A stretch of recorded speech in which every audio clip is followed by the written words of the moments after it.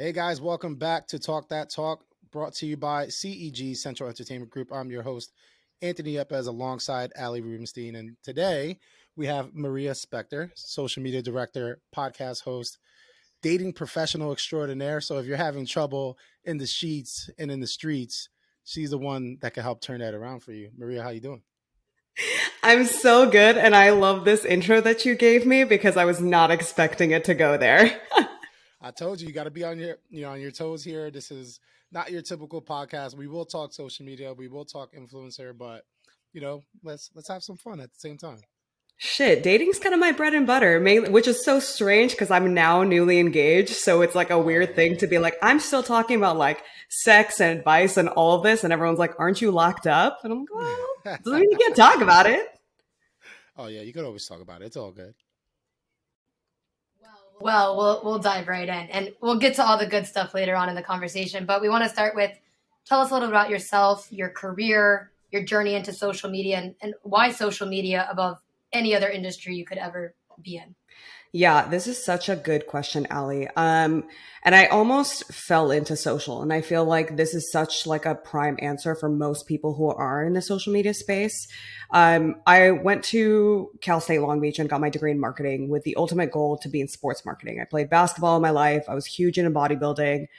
It was just my jam. And like right now I teach spin. So like I've been able to kind of continue that like fitness trajectory, but at the end of the day, right? It's like you get out of the college 7 years ago and what's popping, what's hot in marketing, it's social media. You're seeing a lot of brands hopping on Instagram. That was like the hot platform that everyone needed to be on, right? A little bit on Twitter. We got some Facebook action going. People are starting to learn about Google ads, all of that. So I had a really good opportunity to jump into a like fitness, this like health and wellness brand in, the social space. I was a social media coordinator and I was like, hell, why not? I'm passionate about this. Like, let's try it. Let's see what happens. At that time, we weren't fighting the algorithm. Everything was easy, right? You throw up a couple snap photos on your like iPhone 4 or 5 or whatever it was. And, you call it a day. You have optimal engagement. You're throwing up like literally in-house produced shots with like random shit you found like out of Big Lots. Like that was like the time where social was like super, I want to keep saying super easy for social media managers, but there was less strategy involved. And from there, I kind of essentially grew with the career. So as social grew, I grew. And so every 2 years or so, I would kind of hop to a new position, a new company to try to figure out like, what was I interested in and where was I going to grow? So ultimately, I stayed within social media management, jumped to like a medical agency. From there, I worked in cannabis. After that, I did a little bit of tech. And now I'm at a social media agency where we function primarily across kind of all brands, right? Whether it's fashion, whether it's language learning, whether it is tech. So we kind of do the works. And, through the ranks, I went through a coordinator position, a manager position, back to a coordinator position, to a senior position, then back to manager. Then now I'm in this director role. So, and Anthony, I know we kind of touched base maybe like 6 months ago or so. I was going through this crisis of like, I feel like I've just hit this pinnacle of success. I'm in the director position and like, what's next? I kind of couldn't even celebrate the moment because I felt like everything had moved so fast in my career. I think when you look at like a director position and you look at all these listings from most other jobs, right? It's, 15 years now you can be a director. Well, it's kind of interesting to see that social media is still this kind of quote unquote new role, growing role. I'm putting everything in quotes because it's like the number one thing that people are talking about now. So shocking to think that it's still on the back burner. But right. And I moved into this position with that 7, 8 years of experience. And I was like, well, like, where do I go from here? Right. Does this mean career shift? Does this mean staying here for a couple of years? Like, what does that really look like to me?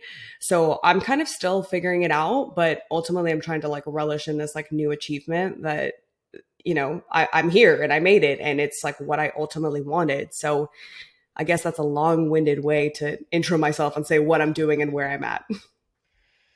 No, that's awesome, and we appreciate all that background, and like obviously I can relate, right? Coming up in Mhm. in the industry, been doing this for the past 14 years, and started as a coordinator intern, and then you work so hard and you want to get to that director role, and when you get there, you could either have a great experience or you could have the complete opposite, and you kind of second guess like, hey, was this where I really wanted to get to? And Is it worth everything that comes along with it? And I think that differs based on, where you end up, but also, what you go through to get there, right? And, I think something that I spoke a little bit about, a couple months ago offline, was that concept of mentorship, right? And social media especially, and because social is so kind of still new, even though it's so popular and it does have so much value, when it comes to that mentorship and that guidance from a leadership perspective, it could be lacking there. So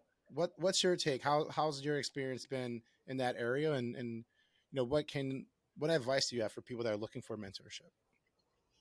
Yeah, this is such a great question because I think this is a big thing that I've been struggling with. And I would say, like, almost throughout my entire career, right? I think the way that I'm going to kind of go into where I thought leadership was and where I think it really truly is, through conversations that I've been having, right? And so ultimately, when I started thinking about mentorship, I thought it was supposed to be this one end all be all person that follows you through your entire career.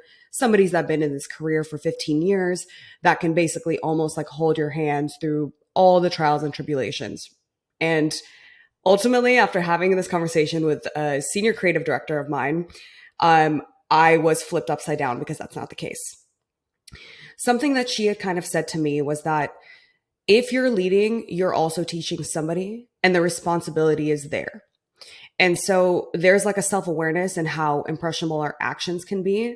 So I started to think about, okay, so that means that every single leader you have had and you have, and you yourself, that's all mentorship, right? And that also takes it away from just being the leaders you have in your career. It's also like the friends, the relatives, and all of that. And so to back this up a little bit, there's a great TED talk, and I can send it over to you, but it's from Tony Tan. I think I'm saying that a little bit wrong, but he goes through 5 different mentors.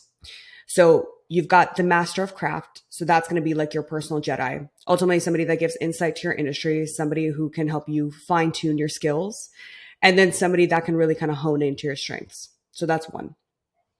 Then you've got the champion of your cause. So these are people who advocate for you, right? They're connectors to they can connect you within your industry. Then you have the co-pilot. So that's, your best work bud. You talk through projects. You are committed. They're committed to supporting you and collaborating with you. And then you've got the anchor. So this can be a friend or family member. They don't need to be in your industry. Overall, have your best interests in mind, and they give you insight when setting priorities. And then finally, you've got the reverse mentor. So this is somebody that you lead, right? So all the younger people in your space, they're ultimately helping you stay fresh and relevant. And so when I read this and when I started to have more discussions around this, my mind was ultimately blown because I felt that for the last couple of years, I've honestly been looking at this all wrong. I was like trying to find this one person, like in and out, reaching out to all these people. I'm like, just help me, just hold my hand. And like, that's just not the case, right? Like, I think we're pulling, you think about like your work wife, your work husband, you think about your fiance. Everybody has had such an impact in your life. And I think that we have an opportunity to take those and source them as mentors. And I think we're really underutilizing the people that we have at our disposal and looking at them as just this one facet of life, right? They have this one thing that they do for us. Well, maybe they can do a little bit more. Maybe they can help us grow in our career. Because how many times have you guys like looked at your best friend and you're like, holy shit, I'm going through this crisis. Like, what do I do? I'm failing. Like, they're your mentor. They know you probably better than like you know yourself. And they're going to give you some advice maybe that you're not seeing. I mean, I even look at like somebody, for example, that I'm managing, and there's so much that I'm learning from her. I'm like, hey, can you help me gather X, Y, and Z? And she's finding like brands that I didn't even know existed. She's like throwing me concepts and trends that like, honestly, like we're just relevant like within the last 5 minutes. Like I'm learning from her as much as she's learning from me. So I think for me, and where I'm trying to be a little bit better is just sourcing where can I find these 5 mentors, right? And maybe I don't have that answer yet, but it's a matter of just reframing and thinking that like I'm on the right path to get there and I have these people again in my arsenal. That's so incredible, right? And I love how it's broken down to 5 different ways you can get it, right? Because I think a lot of us always look at things as there's only one way to do it, right? And it's the wrong way, the right way, or there's only one type of support you can get. And, I think Ali, you and I were actually talking about this a little bit earlier, and you mentioned something to me that you came across. But, I think it's always beneficial for there to be kind of like an expanded approach and perspective on anything that you're doing in life. It doesn't have to be only about social media or your career, but I think a lot of us are trained and almost like manufactured to think that there's one road to success or there's one road to happiness. And there you should always have this perfect answer ready. And if you don't have that answer yet, then you haven't gotten to that point where you need to in life. So, I mean, I know for me that just speaks volumes, and I love that you brought that here to the show today. Yeah. And you know what, Anthony, like I know this is going to sound a little weird too, but like even when I reached out to you on Twitter and I was like, "Hey, I just want to pick your brain," and you were so responsive, like I felt like our conversation, literally our 30-minute Zoom chat was like a mentorship piece for me, right? Like I felt that the questions that I was giving to you and some of the answers that you had for me, I was like, "Oh my gosh, this is somebody that I'm learning from, I'm growing from." And I've taken some of that advice to heart. And I felt that, hey, you know what? I'm not alone in feeling some of these things that I'm feeling. And for me, again, like it offered a little bit of growth kind of like in my mindset, especially when it comes to social, Right. because this is, for me, and what I've heard from just sourcing some questions with friends is this feels to be one of the most siloed careers I feel like out there. And it's getting a little bit better. Granted, like the teams are growing, people are moving to agencies where they have that access to people, to trends, to things. But for all my friends that are in-house, it's usually a team of one, and that's it. And that's all you've got. You've got no mentorship. You've got no leadership. You are mentoring everybody about the social position. And at the end of the day, most people are still telling you you're wrong. Oh yeah, big time. And again, our convo when we connected, it was definitely something that I appreciated you reaching out, and I think that's something that should just be happening more within our industry. And I think that has happened a lot more. People reaching out for help and people being willing to help. I think we see it on LinkedIn and Twitter every single day. People are making the time to connect with others because we are still dealing with a very challenging time.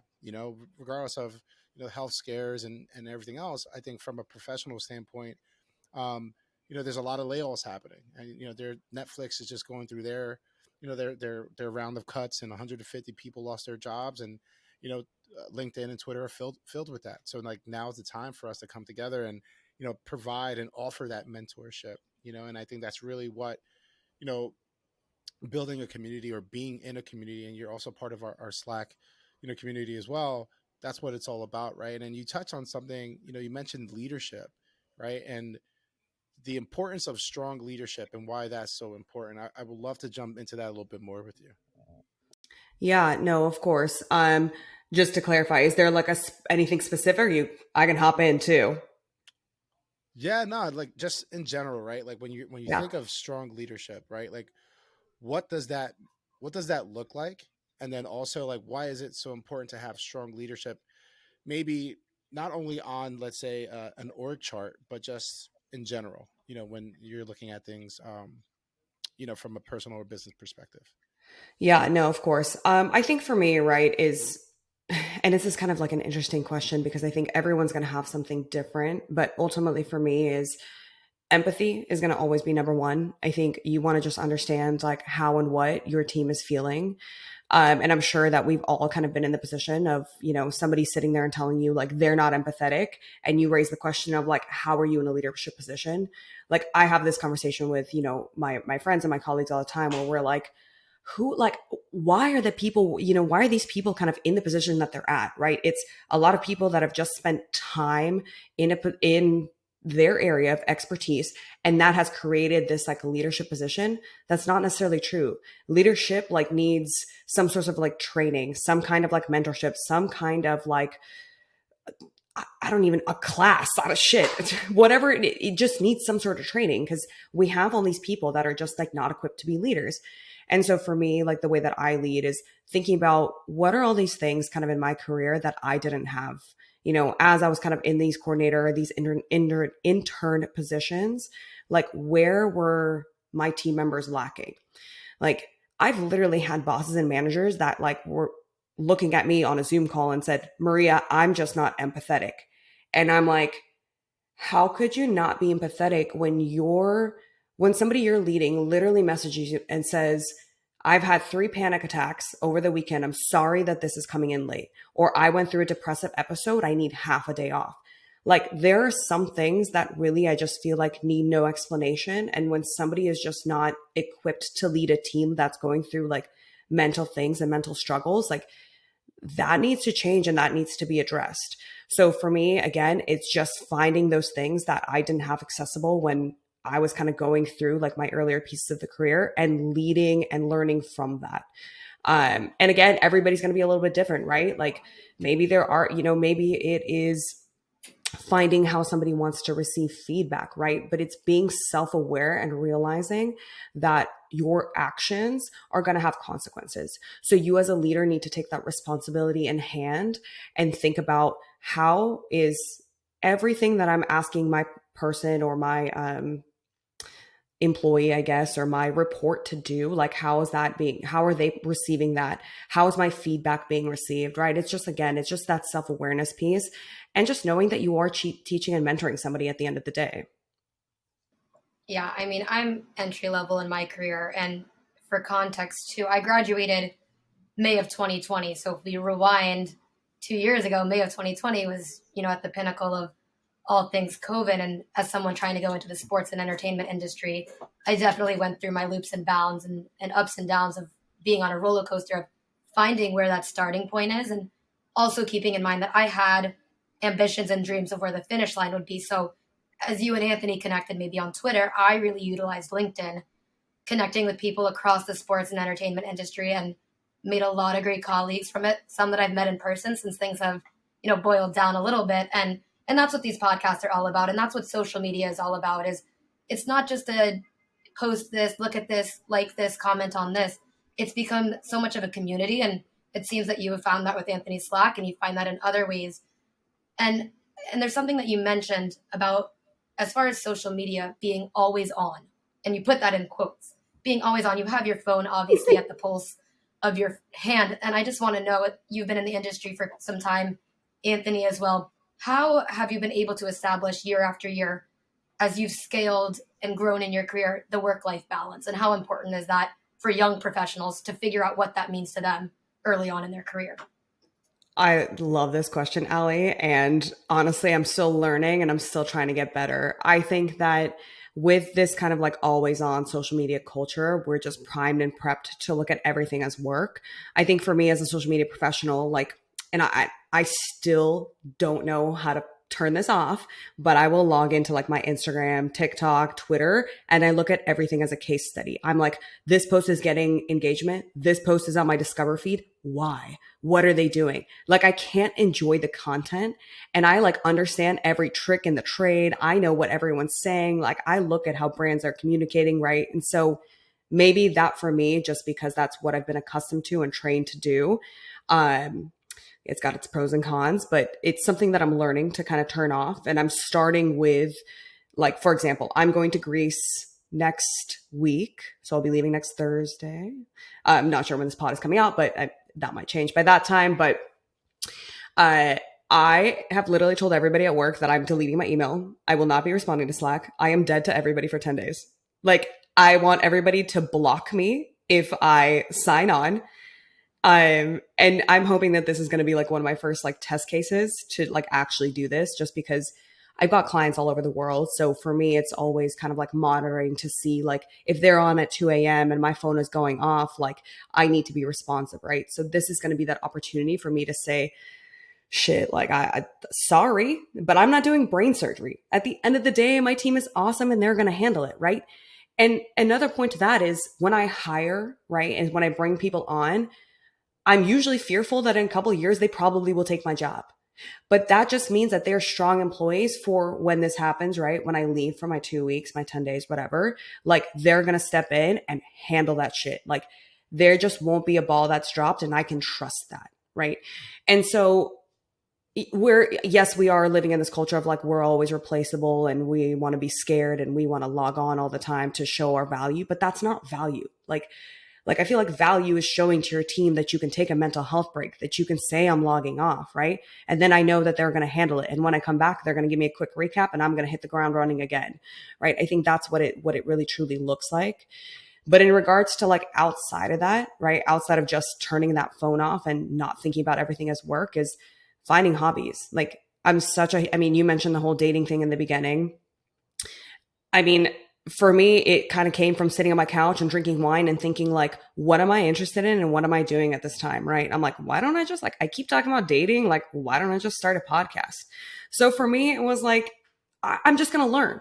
And then at the end of the day, it made me so much more valuable, because then what happens is I go into a new job and I'm like, hey, if we ever start a podcast, like, let me help you edit it. Let me help you launch it. Let me help you create like, you know, a podcast strategy.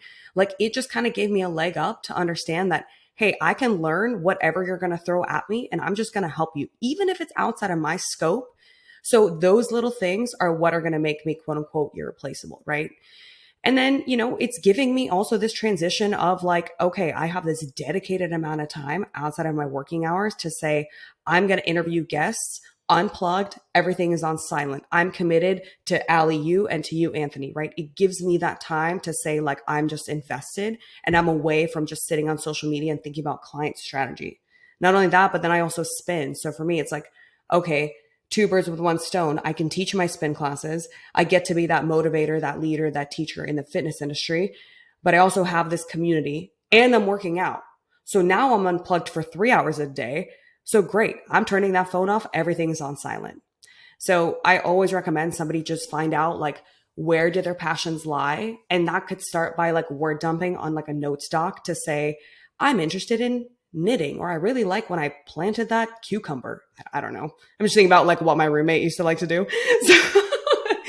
So right. And so that might get something going and give people an opportunity to say, you know what, I can turn this maybe into like a side hustle or like a little business, give myself an extra $100 like a month, or even, I don't know, just have fun with it, right? A little mental release.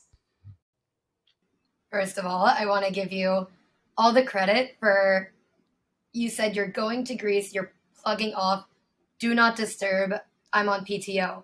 I think that really shows the type of leader you are, because that means you're putting that trust into your team. Given that you're the director, you obviously have managers, coordinators, perhaps influencers. That's the world we live in. Interns under you, and you're able to, you know, turn that responsibility over, even if it's only for 2 weeks. But Anthony and I are looking at each other, chatting back and forth, that where did this culture of like, I need to be on my phone, I need to be working, and where's the fear coming from? Yeah, I think it's just honestly probably people coming from a space of, one, right? These, if you're in social media, the apps themselves are designed to make you want to come back, right? So something that I learned from The Social Network, that movie produced by Netflix, and everyone's got their own opinions on it, but if an app is free, that doesn't, you are the product. So ultimately, they have developers on their team that create the colorways of how the app is featured, how quick the app comes back, like, or the notifications come back. Like, how many times are you on Snapchat or are you on LinkedIn? You see like a little one notifications, but you go in and nothing's there, right? Like, that all is like a mental game to have you click in and clear the actual app. So now when you're on social media, you're like, oh, I'm seeing all these little notifications. It must be work. It must be this thing. It must be something for X, Y, and Z, right?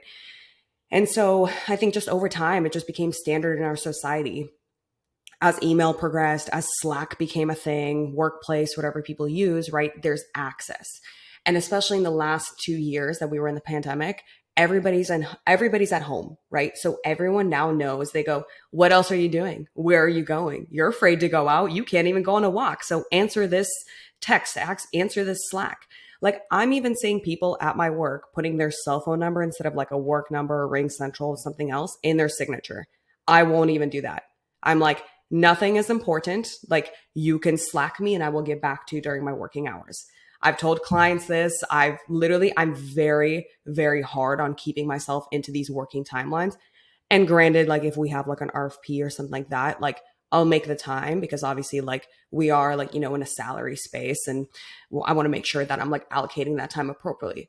But what we tend to forget is that companies pay you for 40 hours, right? So this is the trick. If you're on salary, 40 hours, doesn't matter how you move it. So say you worked an extra 3 hours tonight because you had to get something out. Great. You're staying a less 3 hours the next day. or you're going to take half a Friday off. Like, I just do not subscribe to the whole fact of like kill yourself for a company, because at the end of the day, your mental health will not always be there, but your job will. So take that however you will, but I think people just really need to start stepping back and really learning how to either turn notifications off, look at their like time spent on their phone or their apps, like setting and monitoring their like sleep notifications on Slack. Doesn't matter, but like make it happen. I've got a best friend that literally even turns off text message notifications. So if I ever get a text from her, I'm like, wow, thank you. Finally, it's been 3 days. I love all of what you're saying, because it's honestly what we see people talking about within our community and our industry all the time on Twitter, especially, and definitely seeing it a lot more on LinkedIn. Two questions for you off of that, though. Do you feel like the work from home culture kind of made that worse, better in any way? Like, what impact has a lot of brands and companies developing this whole work from home hybrid situation? Is it hurting or helping us?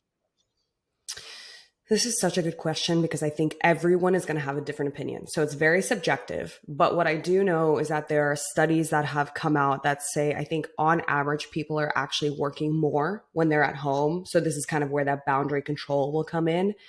I myself right now am working remote for an East Coast company. So I have a ton of coworkers, probably 90% of the office works out of New York, right? And I'm here, out in California. So for me, it's just a matter of, yes, I feel like I am always turned on because my computer is 30 seconds down the hall.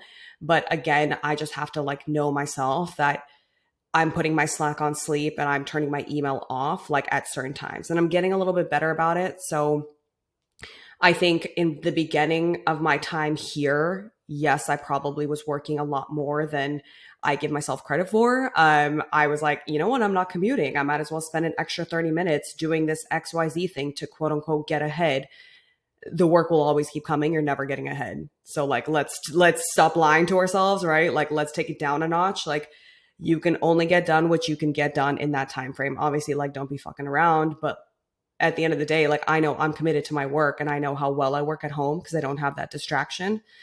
But like, do we have a lot more Zoom meetings than I think we need? Sure. Do I also have the power to say no to them? Yes. So, right, I'm picking my battles here and there. So it's kind of like a loaded answer to that question, because again, I think for me, I've just built that self-control.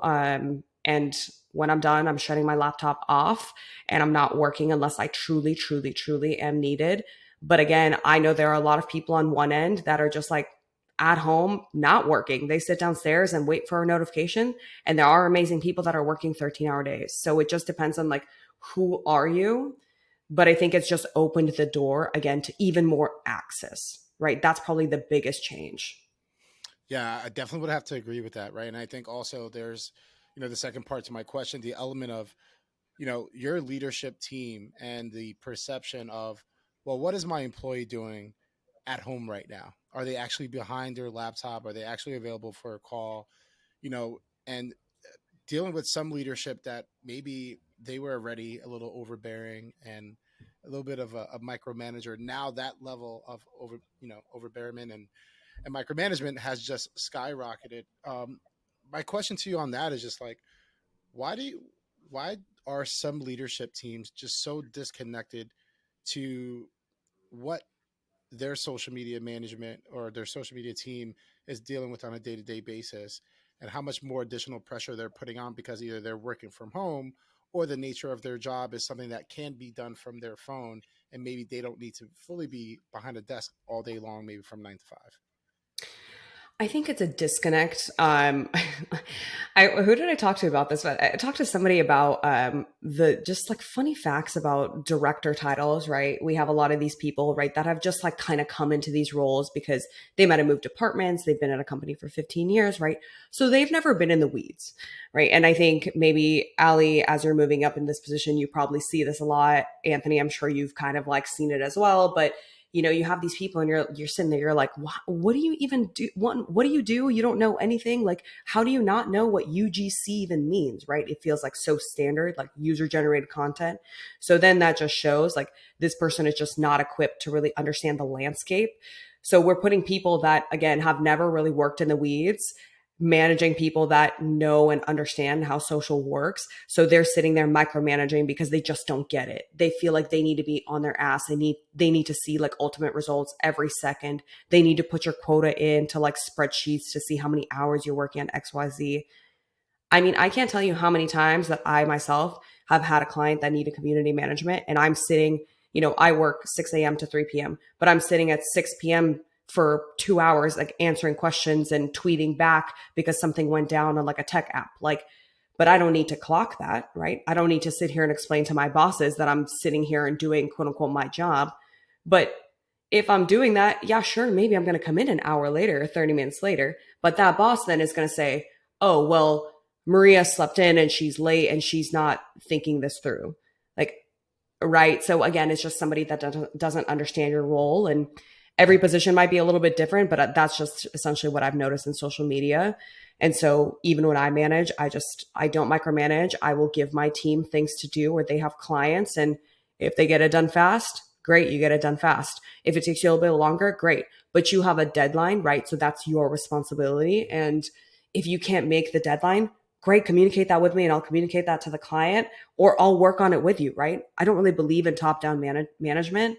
So how can I help make your job easier too? Can I jump in and create copy for you? Can we ID in a couple concepts? Can I just help schedule this out so we just get this out on time, right? So it's like opening that door to communication. And as a leader, like for us, I feel like we're kind of this like new generation of leaders. Like, how can we also like work synergetically with our teams to just make sure all this shit goes out and not say, this is your job and not my job?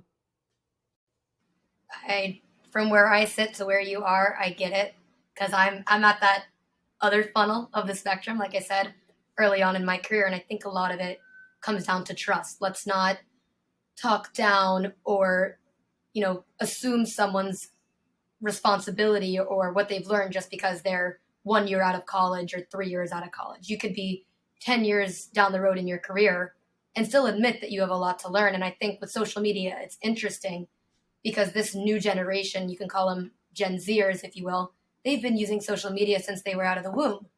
And now it's becoming a profession. So I'm curious if they have the skill set to be a social media coordinator or manager right out the gates because they do it personally, or if doing it professionally for a brand or for a client is completely different. So what's your stance on that?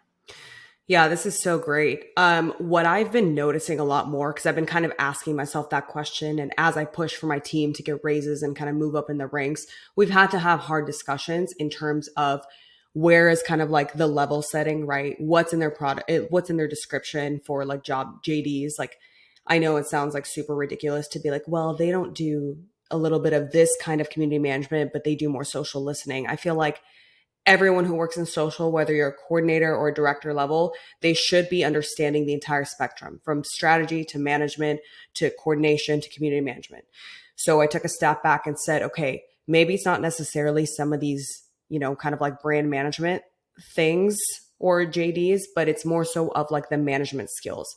So how well can, say, like a coordinator or manager take feedback? How can they assess that? How can they stay creative and then do the job, right? Because I've had incredible managers that they couldn't take feedback. They were really stuck in their ways. They were really creative. They were just like floaters. They would like come up with these ideas, but there was no strategy behind it. And I've been there. Like, I've been told in my career where they're like, Mariya, you're a great executor, but you're just not strategic. And then I come into a position where my boss goes, holy shit, you're like so strategic. But that's because I had, that self-awareness to take a step back and be like, okay, you know what? That feedback wasn't mean. It was just a growth point for me to get to that next level. And then I grew, right? I grew kind of into that next role. So I think for me, it's more so of a level of like management, understanding clients, understanding communication, and how to articulate your job and your skill set and your strategy back to either your team members or your clients. And that's where you're going to grow. Because for me too, like what used to take me like 3 hours now takes me 30 minutes.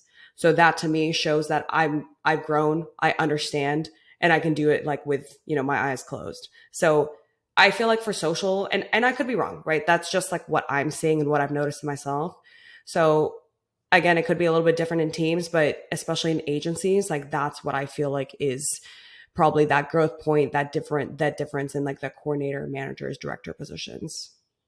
Yeah, and feedback, in my opinion, is critical Mm-hmm. for growth. If you're never asking or never receiving, how am I doing? What can I improve on? There's little to no scalability. But I want to segue into kind of where we started our conversation. Of course, Anthony came in hot with the intro. Let's talk about this podcast of yours, To Date or Not. It's a show obviously centered around all things dating. So how did this come about? You said you work 6 to 3. We talked about work-life balance also being a spin instructor. Do you find that time to do these things after 3 o'clock? Give us a little bit of insight into the inception of it and maybe some of the messages that you've tapped into. We want to know. You got 2 new listeners out of us, although Anthony's happily married with kids, and I could use the advice. I mean, that's okay. We're both kind of in that same boat. But so it kind of came in like the beginning of the pandemic. I was kind of in a space, and I've already been teaching spin for 5+ years. And so for me, I'm such like a doer, and like I just like want to learn and do all these things, and I feel like I overexpand myself, and I'm just super interested in random shit. So I was like, you know what? Like I've been asking my friend who runs a space podcast about like what he does and why he does it, and it's so cool. Like I don't know, podcasting is just super hot. It's like the thing. And especially in the pandemic, it was like, I forget the numbers, but there was some crazy X amount increase in how many people started to pod. So I was like, you know what? Like just sitting here drinking some wine. Why don't I write down some ideas, right? Just write them down. So I wrote a couple ideas of topics that I was interested in. And this is before I had actually met my now fiance. And I was like dating. I was like, you know what? Like there's all these weird stories that I'm coming about. There's all these like weird political issues that I just wasn't agreeing with like people that I was dating. And there's all these apps that I was on that were like super crazy. Like, let's just like throw them down. So, in 20 minutes, I created this huge brief of like, 20 episodes. And I was like, let's just freaking do it. I ended up like expanding it a little bit more. I did a little bit of research on like platforms to use, how it's done. I'm such an emotional shopper. So I just blindly on Amazon bought like 2 mics. I was like, I knew the Yeti was good. So I was like, I'm going to get it. I was like, I'll just like close my eyes and pretend that, $400 doesn't exist. Just bought them like a psychopath. Bought it, like bought these little, like, I still don't even know what they're called, but these little, these little round thing that I have on the mic, whatever. I'm just such an illiterate fool right now. But, I invested in the equipment because I was like, that's my first step to actually doing. And sometimes you just have to push yourself and, in that kind of way. So ended up signing that on. I invited a friend over. She's a divorce attorney, family law. And I was like, hey, bring out over a bottle of champagne. Let's just talk. We talked for 2.5 hours. I didn't know what I was doing. I was using GarageBand. My mic and levels were all off. I like saved the podcast wrong. We were super drunk at like noon after these 2 bottles of champagne. And I was like, you know what? I got an episode out of it. Okay. And then so during this time, I also had started now dating Brad. I'll just use his name. Now dating Brad. And we're in the dating phase, like a month in. And I was like, hey, so I'm starting a podcast. I haven't told anyone. You want to be on it? And he's like, you want me to be on it? He's like, we're like not even together. I was like, it's fine. Just like come on the podcast. And if we split up, I'll just keep it. It's cool. It's whatever. And I'm a total open book. So I have no filter, no nothing. I will talk about anything I've ever done in my, anything I've done in my sex life, anything I've done in my dating life. Like I'll put it all on the table, but that's just my personality and everyone knew it. So with him, we just talked about, he's also divorced. So like we talked about his divorce. We talked about all these crazy stories. We talked about, certain like things about our sex life. And then I just basically uploaded these podcasts, found some free music to use, and boom, there it was. And I just learned as I went. So when I started, it was a little bit crazy. I was doing 1 a week and I realized it was just too much. I mean, think about it. I'm teaching 8 classes a week. I've got a full-time job. And then I've got now this podcast to run on top of it. And I'm trying to maintain a relationship. So I'm like, holy shit, like how am I doing it all? Fortunately, during the pandemic, it was the one thing that I could like really focus on. Like we couldn't go anywhere. We weren't doing anything. So my weekends, weeknights were just filmed of like interviewing people. So, and the podcast was born and it just kind of created this, safe space for myself and my friends to talk about something that we felt at the time. And I still feel that not a lot of people like have a platform to talk about. Right. So I think that no matter what we're going through. And, you know, whether you're in the space of dating, Allie, or Anthony, or you're married, right? And you have these like issues in your relationships. Like, I think a lot of people like just don't have an outlet. We get so busy, we get really caught up, and we're dealing with all these things, and we just don't realize that our story could kind of help somebody else. So for me, it was just an avenue to say, hey, like, no matter where you are kind of in the dating sphere, it's such a big part of our lives. So like, let's just freaking talk about it. And so, yeah. And so that's that. And so I just do it now kind of like on an at availability basis. So it's not as structured right now. But you know, it's still alive, it's still living, and I still love to do it. That's awesome. I mean, as podcast hosts ourselves, same thing. And light bulb went off. We're like, let's get after it. And something you said as you started, you know, answering the question was that you're a doer. And I had this conversation with Anthony maybe an hour or two ago. And I said, I was sitting in a seminar once and we talked about what does it mean to be a doer or to be a beer? And a lot of our society, we're conditioned to just do. And as it relates to dating, you'll be sitting at a first date with someone. Hopefully it's dinner or drinks if they're cheaper. And they'll say, oh, where are you from? And the next question is, what do you do? And a lot of just like our response is based around, when I think of what I do, I attribute that to my career. So kind of the 360 in this conversation and what I learned from the seminar is, when can we stop doing and just be? And so I can put all these ideas, or you can put all these ideas on paper of, I want to start a podcast. And the second you start it, you are the podcast. And so it's great that you can have these unfiltered conversations with your now fiance. And that's what people want to hear. And I guess all things social media, podcast, where we're at is 2022. Like, people just want genuine connection, whether that's face-to-face, whether that's on a dating app, or whether that's on social media. And I think what you're doing, what we're doing, and it's just, we haven't quite reached the climax, and I'm excited to see where it goes. And personally, that's why I'm in this industry. I'm sure Anthony can speak to his, you know, decade or so of a career, and you yourself as well. But I want to turn it over to you. We always ask our guests, Anthony, I'm stealing your question. Go right ahead. We always ask our guests, what is the realest piece of advice you can give to someone as they begin their career in social media? So the floor is yours. What would your response be to anyone looking to start a career in social media who's maybe having the struggles that you've had in social media as far as growing and scaling up to the director level that you are now? Never stop interviewing. It was the strongest piece of advice I have ever gotten in my career, and I will live and die by it all day, every day. I was bartending at this time, and there's a gentleman that had come in. He was at his company for 30 years. And he was like, he looks at me and goes, and I was, you know, at that time searching for my career, right? I just graduated college. I'm bartending. I'm figuring it out. And he just said, Mariya, are you interviewing? And I was like, I mean, yeah, like I've just kind of got like this, like one, right? I'm harping on this one that I have, which didn't get hired for, obviously, as most of us know, right? We don't get hired probably for 90% of the interviews that we take. He's like, I'm just going to tell you right now, never stop interviewing. And he, for 30 years, held on to that advice.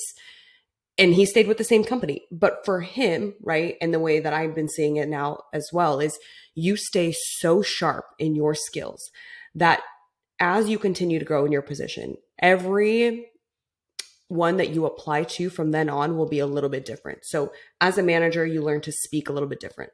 As a director, the questions are going to be different. So you can't come into an interview the same way you did as a manager. And that goes for every single role. And then you start realizing too that there's going to be some nuances between, like, if you want to penetrate the tech space, or maybe the fashion space, or maybe, I don't know, the language space or something like that. But there's always something different that you can take away. And not only that, but you're always going to make a connection. So I've had connections from past interviews that I've had that I was like, hey, you know what? As I'm going through this interview, I was like, I don't feel like this is really like for me, but I've got a referral for you. Got a referral hired. Great. Awesome. Cool. We've moved on, but I've helped somebody else. Maybe it wasn't for me, but I still did a little bit of good in the world. So I think that there's like a lot of things that you can take away from like the interview process. But again, the biggest one is just honing into your kind of like communication skills and just growing kind of in your position that you're in now and really understanding it, because you're going to be able to articulate it. Yeah, that is such an amazing piece of advice, and I wish we had more time because I have so much to say about the whole concept of never stopping, to do interviews and look to grow your career. So maybe we'll have to have you back on another time. So there you go. You just got your second invite back, probably the first guest to get an invite right on the show. So that's awesome. I'm going to hold you to it. It is now 100%. recorded. No, 100%. We're definitely gonna make it happen. Don't worry about that. So before we jump off, why don't you just let everybody know where they can find you on social, from your spin class or your podcast to everything else that you have going on? I love it. No. Yeah. So the podcast itself is called To Date or Not, Spotify or Apple. Come through. Twitter, I'm not really active, but I just lurk. I'm one of them lurkers out there. So I'll give you my Instagram handle. It's at Mariya. So MARIYEAH. Super simple. So I'm really active there. Or at least accessible, I would say. And then LinkedIn is my bread and butter. So Mariya.Spektor. I'll link you guys all out. And then obviously, if you're in California, Orange County, come check it out. Bike to the Beat Studios. I'm there all the time. Literally live, breathe, and eat there. Love that. I don't think I've ever done a spin class, so I'm gonna have to, make my way out to Cali and make that happen. Yeah, come through anytime, both of you guys. Awesome. Well, it was an absolute pleasure to have you on the show, Mariya. Thank you so much, and thank you for talking that talk with us. Thank you guys. That was awesome. You're the best.